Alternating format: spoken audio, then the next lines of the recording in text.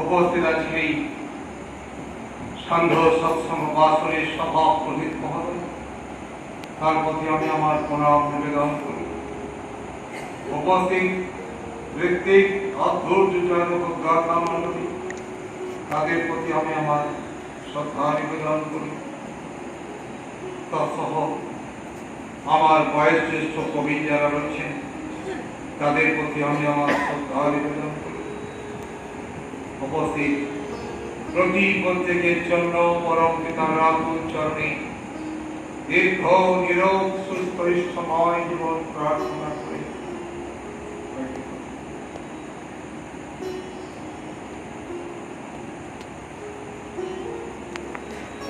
আজকের এই পঞ্চমতম ভাদ্রে আমরা সবাই মিলে প্রভুর চরণে এই পবিত্র মাস ভাদ্র মাস, পুরুষোত্তমের আবির্ভাব মাস, আজকে আমার অশেষ শ্রদ্ধা ভাজন চিত্ত দত্তদা যা কিছু ঘটনা ঘটে তার মূলে সবেই কিন্তু আছে তার ওই ইচ্ছা, এবং তার ইচ্ছায় সবই হয়। তাই আমাদের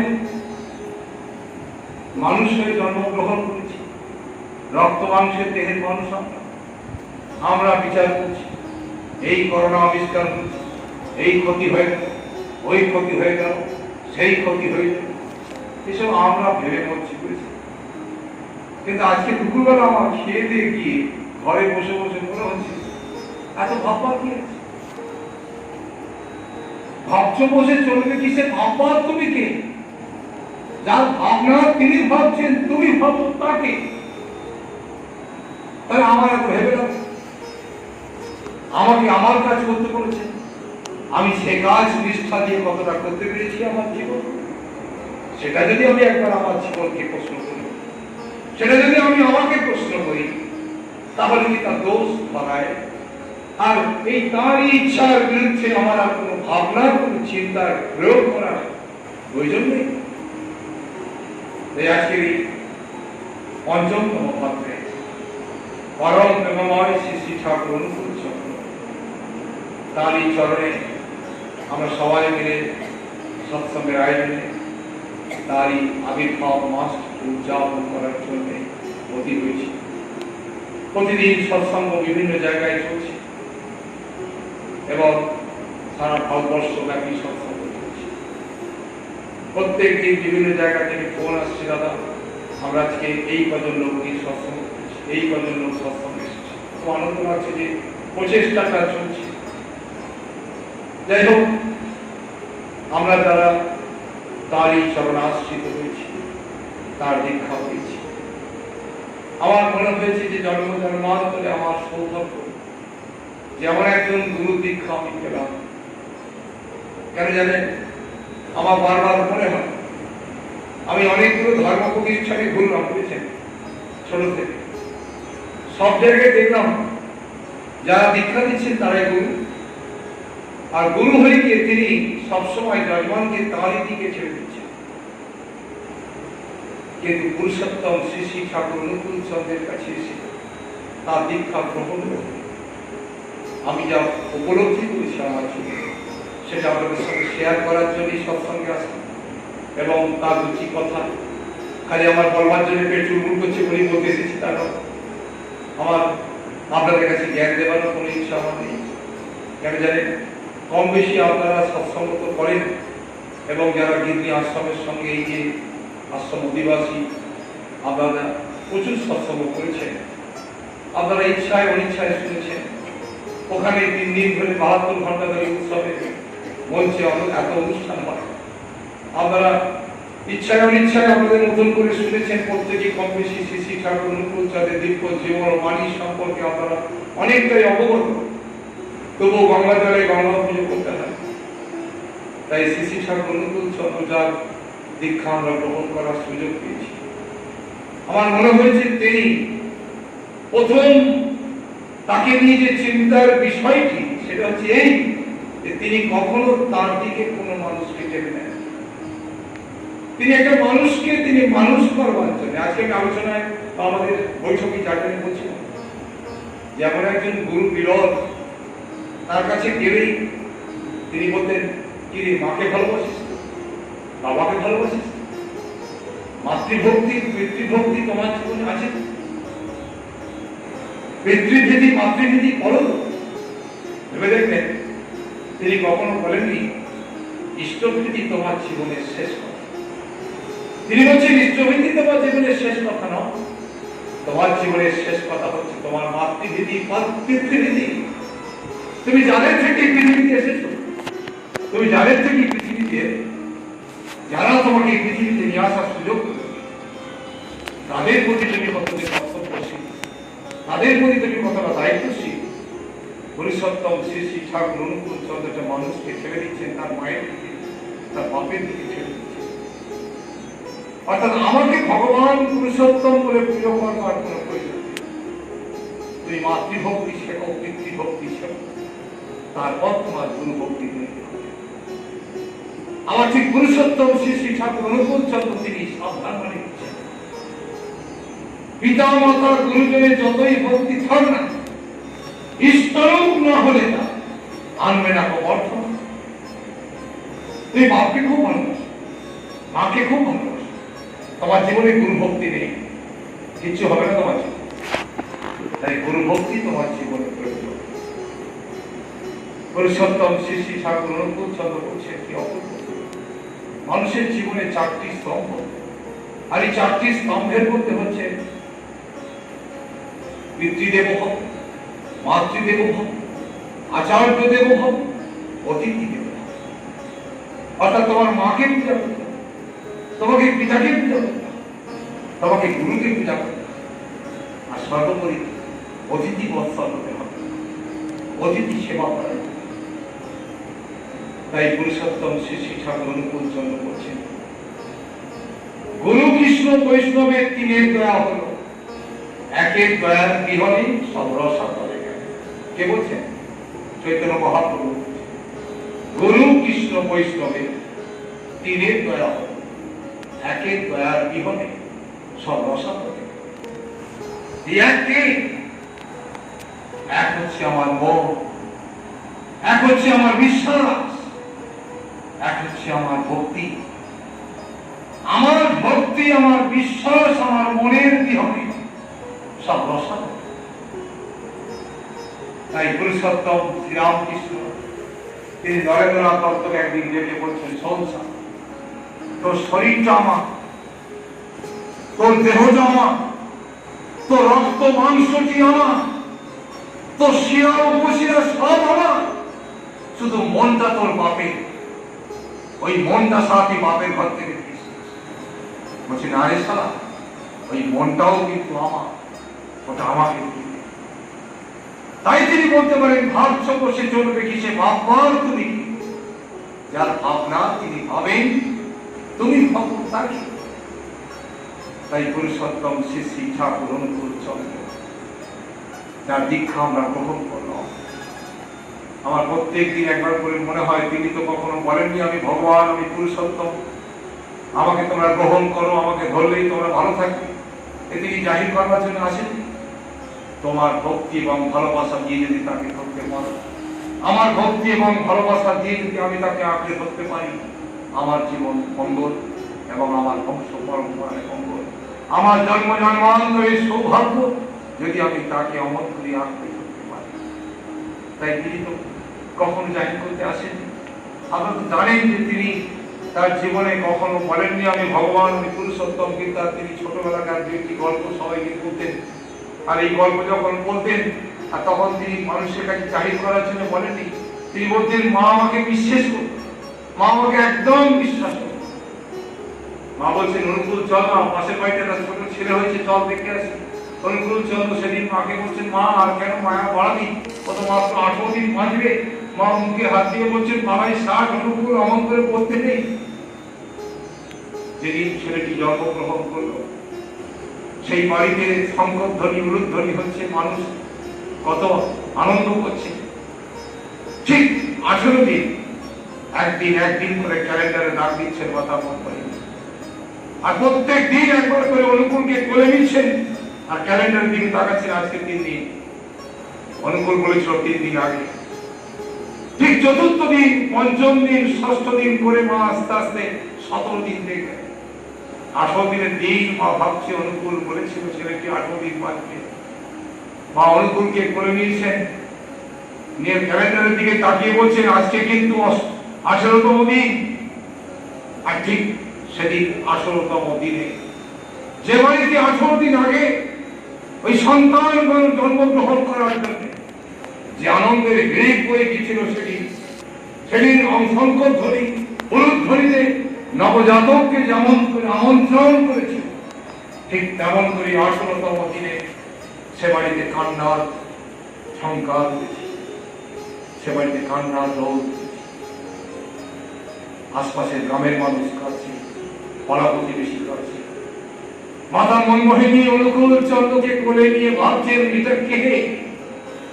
মাতা মনমোহিনী অনুকূল চন্দ্রকে কোলে নিয়ে বারবার বলছেন তুই কে। কিন্তু অনুকূল কখনো প্রমাণ করেননি আমি ভগবান হয়ে এসেছি মা তোর গর্ভে। অনুকূল কখনো মাকে বলেননি মা আমি তোর গর্ভে পুরুষোত্তম হয়ে আবির্ভূত হয়েছি। আমরা জানেন অনুকূল চন্দ্র তিনি তার মাকে কত ভালোবেসেছেন, তার মাকে কেমন করে ভালোবাসতেন। তার মা বলছেন অনুকূল তুই আজকে একটাও অঙ্ক করতে পারবি না। অনুকূল চন্দ্র ক্লাসে গেলেন, স্কুলে গেলেন, তিনি অঙ্ক করছেন না, মাস্টারমশাই বলছেন অনুকূল প্রশ্ন উত্তর কি তোমার কাছে খুব শক্ত বলে মনে হচ্ছে, তাই তুমি কাজ করতে পারছো না। সবাই খাতা পাওয়ার পর অঙ্ক করা শুরু করে দিয়েছে। অনুকূল চন্দ্র বলছে মাস্টারমশাই সব পারবো কিন্তু করতে পারবো না। কেন পারবে না? আমি যদি অঙ্ক করি আমার মায়ের কথা দিতে হবে। তাই অনুকূল চন্দ্র মাকে তিনি এত যত্ন করেছেন তার জীবনে। সেই পুরুষোত্তম শ্রী শ্রী ঠাকুর অনুকূল চন্দ্রই তো আমাদের জীবনের দর্শন। সেই অনুকূল চন্দ্রই তো আমাদের জীবনের তার দিব্য জীবন মানে যা দীপ্তিমান হয়ে আছে আমাদের মধ্যে। শ্রী শ্রী ঠাকুর অনুকূল চন্দ্র তার জীবন দর্শন দিয়ে আমাদের শিখিয়ে দিয়েছেন, জানিয়ে দিয়েছেন তিনি কে। শেষ লগ্নে মাতা মনমোহিনী তিনি চলে গেলেন। অনুকূল চন্দ্রের কথা তিনি শুনলেন। পেটে ধরেছিলেন বলে কখনো অনুকূল চন্দ্রকে তো ভগবান বলতে পারেননি। তিনি সবসময় তার ভেতরে একটা প্রশ্ন ছিল, আমার পেট থেকে ভগবান জন্মাতে পারে? আমার পেট থেকে একটা ভগবান এই পৃথিবীর বুকে আবির্ভূত হতে পারে? এটা মাতা মনমোহিনীর সন্দেহ ছিল। তিনি কখনো ভগবান বলতে পারেন। মা চলে গেলেন। মা চলে যাওয়ার পর বেশ কিছুদিন পর সতীশচন্দ্র গোস্বামী তিনি শ্রী শ্রী ঠাকুরের ঘরের পূর্ব দিকে একটি গাছের তলায় বসে ধ্যান করতেন। একদিন তিনি ধ্যান করছেন, নাম করছেন, দেখছেন এটি বিধবা মা ঠাকুরের ঘর থেকে বেরিয়ে ঘোমটা দিয়ে চলে যাচ্ছেন আস্তে আস্তে। সতীশচন্দ্র গোস্বামী ভাবছেন তাহলে বিধবারাও মাঝে মাঝে রাত্রি ঢোকে ঠাকুরের ঘরে। সন্দেহ হচ্ছে, সন্দেহ হওয়ার সঙ্গে সঙ্গে মনে হয়েছে দেখি ভদ্রমহিলার সাথে একটু আলাপ করতে। তিনি এই মাটির পিছন পিছন ছুটছেন। তিনি যখন এই মাটির পিছন পিছন ছুটছেন, আপনি দাঁড়ান, আপনার সঙ্গে আমার দরকার আছে। মা আপনি দাঁড়ান, আপনার সঙ্গে আমার দরকার আছে। আর তিনি প্রচন্ড গতি বেগে ছুটছেন, হাঁটাটাও যেন ছোটার মতো ছুটছে। আর সতীশচন্দ্র গোস্বামী তিনি, আমরা তার জীবনী পড়েছেন, তিনি জানেন যে তিনি কতটা ধ্যানী ছিলেন, কতটা নামী ছিলেন, এবং তার দিব্য জীবন আপনারা দেখেছেন, অনেকেই তার জীবনী পড়েছেন। সতীশচন্দ্র গোস্বামী তার এই এত স্ট্রেংথ নিয়ে, শক্তি নিয়ে তিনি ছুটছেন এই মাটির পেছন পিছন। হঠাৎ করে যখন খুব কাছাকাছি, 2.5-3 হাত চলে গেছেন কাছাকাছি, ঘুরেছে, ঘোমটাটা পড়ে গেছে। সঙ্গে সঙ্গে দেখছি মাতা মনমোহিনী বলছে মা আপনি? সতীশচন্দ্র গোস্বামীর মতন মানুষের পাঠ নড়ছে, থরথর করে কাঁপছে তার শরীর। আর তিনি ভাবছেন এই মাকেই তো আমি কাঁধে করে নিয়ে শ্মশানে দাহ করেছি, আর আজকে মা সরাসরি আমার সামনে। হাঁটু গেড়ে মাকে প্রণাম করছে, প্রণাম করে বলছে, মা আপনি আজকে এত রাত্রে? সতীশ কখনো কাউকে কবি না।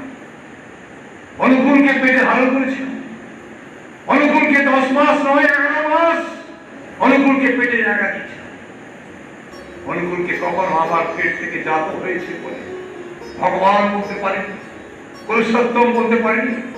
অনুকূলের কাছে কখনো আমি অনুকূল আমার ছেলে, পেটের ছেলে, ভগবান পুরুষোত্তম বলে স্বীকৃতি দেওয়ার সুযোগ আমার হয়নি। তাই জানিস সতীশ, আজকে এসে অনুকূলের কাছে ক্ষমা চাইলাম। অনুকূল আমাকে ক্ষমা করেছে। সতীশচন্দ্র গোস্বামী তার চোখ দিয়ে টস করে জল পড়ছে, আর তিনি বলছেন, মা আপনিও ক্ষমা চাইতে আসেন। সেদিন মা বলছেন, সতীশ কাউকে কখনো বলবি না। সতীশচন্দ্র গোস্বামীর জীবনী পড়ে দেখবেন, তিনি বলছেন, যে কথা চিরন্তনী সত্য সে কথা মানুষের কাছে বুক ফাটো ফাটো করে বলতে হবে। সরোজিনী মা শ্রী শ্রী ঠাকুরের কাছে বসে আছে, শ্রী শ্রী ঠাকুর আলাপ আলোচনা করছেন। আলাপ আলোচনা করতে করতে আপনারা জানেন পাবনা হিমায়তপুর রাত্রি 9টা, সালটা অনেক বেশি আগে। আমি সব গল্প আপনাদের কাছে বলছি না, ছুঁয়ে ছুঁয়ে যাচ্ছি। আপনারা পরশটা নিয়ে নেবেন আমার এই রেসেন্সগুলো, আমার এই কথাগুলো রেসেন্সকে আপনারা মজ্জাগত করে আপনারা একটু একটু করে ছুঁয়ে ছুঁয়ে নিয়ে নেবেন। কারণ আমি সবটা যদি ডিটেলস আপনাদের কাছে বলতে যাই সময় অনেকটা হবে, সৎসঙ্গ এত দীর্ঘায়ু করা ভালো নয়। আর সবচেয়ে বড় জিনিস কি জানেন, ইঙ্গিতে পণ্ডিত বোঝে, মূর্খে বোঝে কি রে। আমরা সবাই কিন্তু পণ্ডিতের দল, আমরা কম বেশি অনুকূল চন্দ্রকে ভজনা করি। যেজন কৃষ্ণ ভজে সে বড় চতুর, তাই আমাদের চতুরতা আছে। আমরা আমাদের এসেন্সকে মজ্জাগত করে আমরা বুঝে নিতে পারি কোন ঘটনা থেকে কোন কথা আমাদের সামনে উদ্ধৃতি হয়। তাই শ্রী শ্রী ঠাকুর অনুকূল চন্দ্র তিনি কথা বলছেন, আলোচনা করছেন, বহু ভাই করছেন। সরোজিনী মা শ্রী শ্রী ঠাকুরের কাছে বসেছিলেন, অনেকক্ষণ ধরে গল্প গুজব হচ্ছে। তিনি সমস্ত গল্প গুজব শুনলেন, শোনার পর হঠাৎ করে বলছে, ঠাকুর এখন রাত্রি 9টা।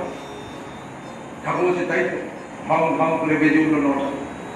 শ্রী শ্রী ঠাকুর বলছে, ঠাকুর আমি বাড়ি ফিরব, তা আপনি আমাকে অনুমতি দেন বাড়ি যেতে? রান্না বান্না করতে হবে, ছেলেরা খাওয়াই যাবে, হয়তো কেউ কেউ ঘুমিয়ে পড়েছে, আমার রান্না বান্না করে ওদের আবার টেনে টেনে তুলে খাওয়াতে হবে। আমরা জানেন না ছেলেগুলো অনেকগুলো ছিল। যাই হোক, মাটি শ্রী শ্রী ঠাকুরের কাছ থেকে বিদায় নিলেন।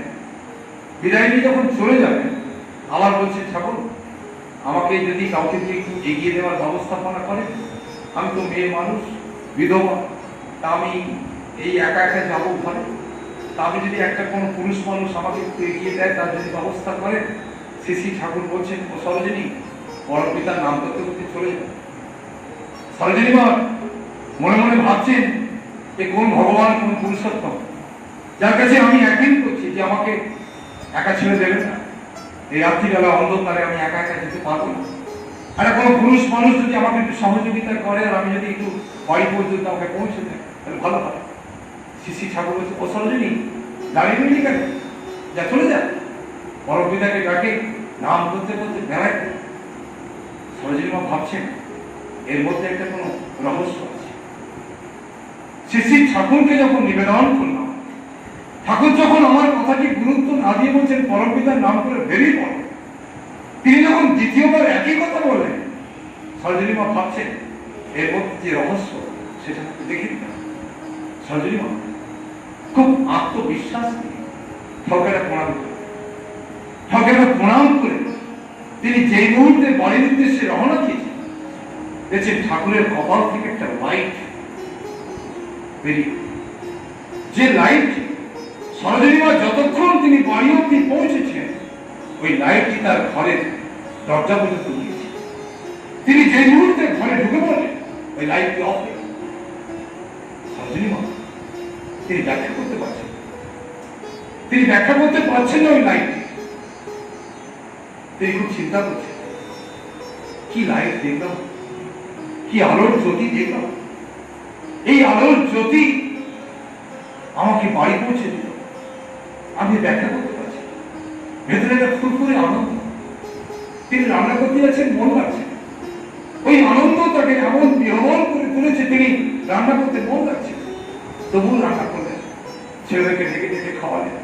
রাত্রিবেলা বিছনায় শুয়েছেন, আর ওই ঠাকুরের কপাল থেকে বেরিয়ে আসা আলোটি তার বারবার ওই আলোর যে জ্যোতিটিকে তিনি বলতে পারছেন, সারা ফুসফুস করেছেন, ঘুমতে পারছেন।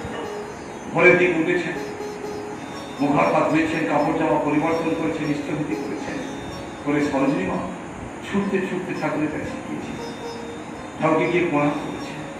প্রণাম করার সঙ্গে সঙ্গে বলছেন, ঠাকুর তাকে আপনি বললেন পরমপিতার নাম করে বেড়ায় করো সরোজিনী, বেরিয়ে তো পড়লাম ঠাকুর, দেখলাম আপনার কপাল থেকে একটা আলো বেরিয়ে, আর এই আলোর জ্যোতি আমাকে বাড়ি পর্যন্ত পৌঁছে দিয়ে অফ হয়ে গেল।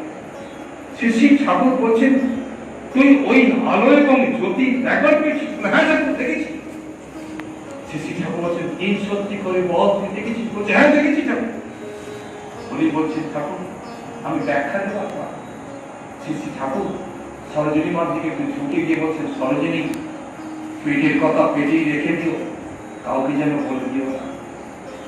সরোজিনী মা একে মেয়ে মানুষ, তারপর পেট ফুলছে, বলছে 12 হাত কাপড়ে দেখো। সরোজিনী মা ঠাকুরকে প্রণাম করে বেরিয়ে সবাইকে বলছে, এই কাউকে যেন বলো না। কাল রাত্রিবেলা দেখলাম ঠাকুরের কপাল থেকে আলো বেরিয়ে আর বেরিয়েছি, আমাকে ঘর পর্যন্ত পৌঁছে দিয়েছে। রাত্রিবেলা যখন আবার এই সন্ধ্যেবেলা প্রার্থনার পর শ্রী ঠাকুর আলোচনায় বসেছেন, আলোচনা শেষ হওয়ার পর যখন এক এক করে চলে যাচ্ছে, সরোজিনী মাকে ডেকে বলছেন, সরোজিনী তোকে আমি বলেছিলাম কাউকে বলবি না, এ তো দেখলাম আশ্রময় জেনে গেছে। সরোজিনী মা ঠাকুরকে প্রণাম করে বলছেন, ঠাকুর চিরন্তনই সত্য কখনো চাপা থাকে? শ্রী ঠাকুর বলছেন, তাই না? দেখুন তাই পুরুষোত্তম শ্রী ঠাকুর অনুকূল চন্দ্র কখনো আমাকে আপনাকে প্রমাণ করতে আসেননি আমি কতটা ভগবান, কতটা পুরুষ। যার যেমন ভাব তার তেমন ভাব, আমার এবং আপনার জীবনে যেমন ভাব হবে তেমনি লাভ তার কাছ থেকে আমরা আমাদের জীবনে পেয়ে যাবো। আজকের এই পবিত্র দিনে আমাদের সবার কাছে আমাদের শুধু তার প্রতি একটু বিশ্বাস, একটু ভালোবাসা, একটু ভক্তি আমাদের তার কাছে পৌঁছে দেবে, তাকে আমাদের। আর সেদিন দেখবেন তিনি যখন আমাদের জীবনের একটা অন্যতম সদস্য হবে। তিনি নারী মন্দিরে আছেন কিনা আমি জানি না। আমি আমার ছেলেকে বলি, আমার মেয়েকে বলি, আমি সবাইকে আমার জাগরণ করার সময় আমার জন্মানদের বলি, তিনি নারী মন্দিরে আছেন কিনা আমি জানি না। তিনি আমার ঘরের সিংহাসনে আছেন কিনা আমি জানি না। কিন্তু তিনি বলেছিলেন, আমার আশ্রয় কিন্তু তোমার এই দেহ ঘরে, আমার এই দেহ ঘরে কিন্তু তার আশ্রয়। এই আমার দেহ ঘরে তিনি কতটা জীবন্ত জাগ্রত, তা কিন্তু আমাকে সার্চ করতে হবে, কেউ সার্চ করবে। ভালো থাকবেন সবাই, মঙ্গল হোক সবার। পরম পিতার রাতুল চরণে আপনাদের প্রতি প্রত্যেকের মঙ্গল প্রার্থনা করে আমি আমার কথা শেষ করছি। জয় গুরু, বন্দে পুরুষোত্তম।